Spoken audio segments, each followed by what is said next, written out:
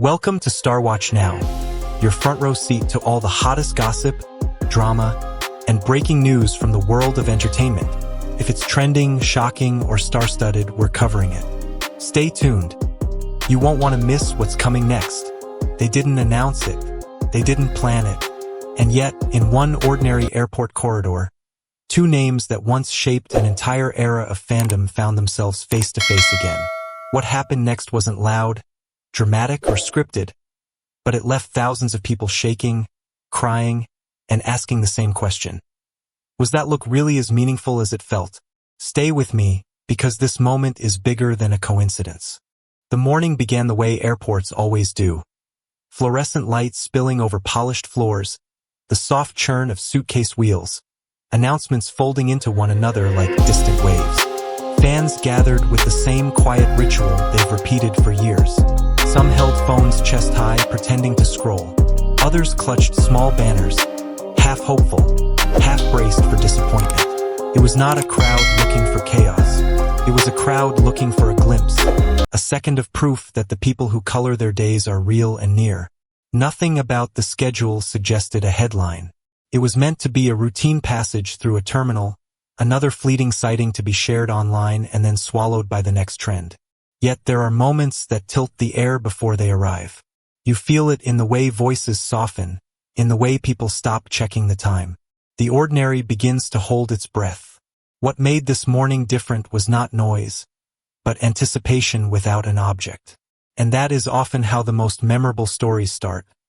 When life looks predictable right up until the second it isn't. When Wang Yibo appeared, the space seemed to rearrange itself around him. Security shifted. Cameras rose. The familiar ripple ran through the crowd. That collective intake of breath fans make when the person they've waited for becomes suddenly real. He moved with the steadiness people have come to recognize. Cap low, mask in place, shoulders relaxed, steps measured. Nothing in him reached for attention, and that restraint paradoxically drew more of it. What struck observers wasn't spectacle but composure. He looked like someone who has long learned how to walk through public spaces without letting the public inside him. Yet even the most controlled presence leaks truth in small ways. A slight heaviness in the eyes. A focus that felt turned inward for a heartbeat, as if he was carrying a thought too private to name. In celebrity culture, calm is often read as distance. Here, it read as dignity, the kind that comes from surviving storms without turning your pain into a performance. Fans didn't just see a star. They saw a person practicing quietness in a place built for noise. That contrast set the emotional tone for everything that followed.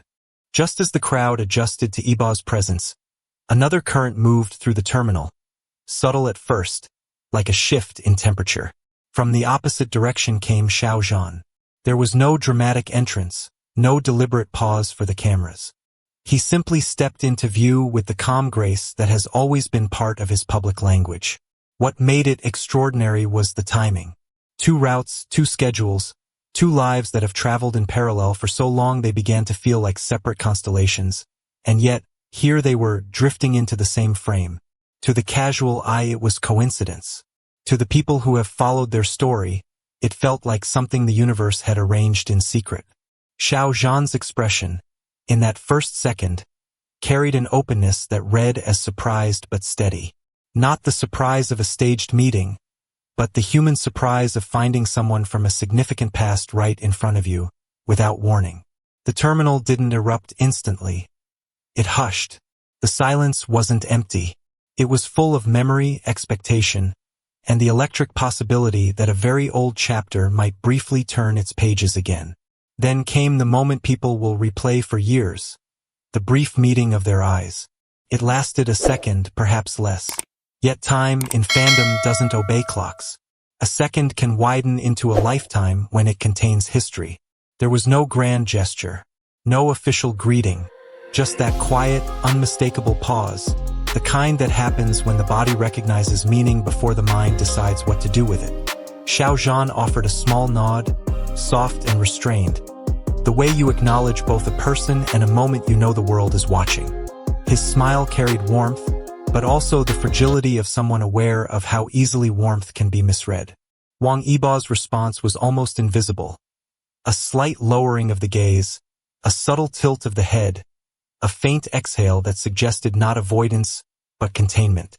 In a culture that demands statements, their silence felt radical. Body language became the dialogue. Fans read it in the way one paused and the other did not rush to fill the space. It wasn't theater. It was something quieter, truer. Two people letting a complicated history exist without asking the airport to hold it for them. To understand the emotional shock, you have to understand the echo that still lives in the Untamed. That series wasn't simply successful. It became a shared map of feeling for millions. It arrived at the right time with the right chemistry and created a kind of collective home. For many fans, it wasn't just a story they watched. It was a season of life they inhabited. Wang Yibo and Xiao Zhan became the living bridges into that world. Their on-screen bond, paired with off-screen camaraderie, felt like a rare alignment of craft and heart. Then came the inevitable cost of visibility. Rumors, pressure, fan wars, constant scrutiny. The more the public demanded clarity, the more silence became their safest refuge. Over time, distance grew into a fact of the narrative. So when they reappeared together, even briefly, the past rushed in like a tide. It wasn't that fans expected a return. It was that they were reminded of a feeling they've carried quietly for years. People don't cry only for what is happening. They cry for what a moment resurrects. The airport glance reopened a door to a whole era, and for many, that door had never truly closed. The crowd's reaction wasn't polite excitement. It was a wave of emotion breaking its own boundaries. Some fans cried openly, not from sadness but from a kind of overwhelmed recognition, the sense that they were witnessing something they never thought they'd see again. Others smiled through tears, as if relief had arrived in a form too small to explain, yet too powerful to deny. What was striking was the sharedness of it all. For once, the atmosphere wasn't competitive. It wasn't about sides or superiority. It was about a collective memory being touched in real time. People around them understood instinctively that this was not a moment to disrupt but one to hold. Phones trembled in hands not because of the need to capture, but because capturing felt like trying to bottle lightning. Online, the emotional wave doubled. Clips spread within minutes, not as ammunition but as keepsakes. Comments sounded like journal entries. "I didn't know I still felt this. It's like time folded. This is enough." In a digital culture trained to shout, fans chose tenderness. They turned a surprise encounter into a quiet act of community. And in that shift, from tears to togetherness, the reunion became more than celebrity news. It became a shared human moment. Beyond the headlines, this reunion offers something subtler, even instructive. First, it reminds us that not everything in public life is scripted. In an entertainment world built on schedules and narratives, an accidental crossing of paths feels like proof that real life still exists behind the machinery. That authenticity is rare, and audiences crave it more than they admit. Second, the moment reframes silence. Silence is often mistaken for coldness or conflict. But here, it read as maturity, two professionals refusing to turn a deeply personal history into public theater. They allowed the moment to be what it was, without forcing it into explanation. That restraint is a form of respect, both for themselves and for the audience. Third, it shows fandom at its healthiest. Many viewers didn't demand answers. They didn't weaponize the encounter. Instead, they treated it like a fragile gift. Some even began suggesting positive actions.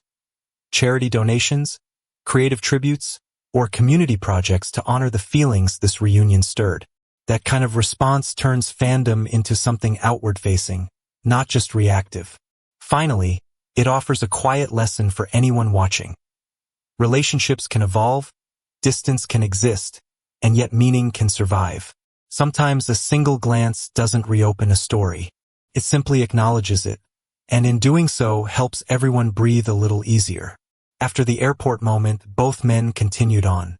No posts, no captions, no carefully worded statements to satisfy the internet. In another era, that might have been seen as disappointing. But perhaps the deeper truth is that not every meaningful moment is meant to be monetized into an update.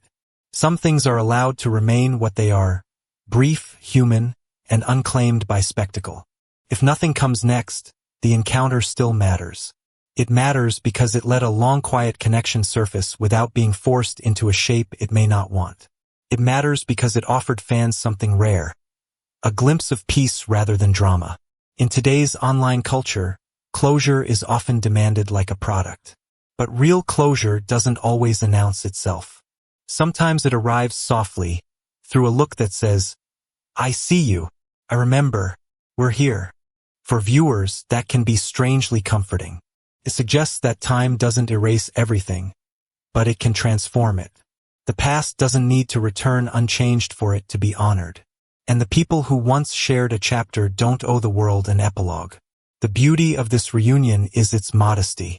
It didn't promise a new story. It simply proved that some stories never truly vanish. They just learn how to speak in quieter ways.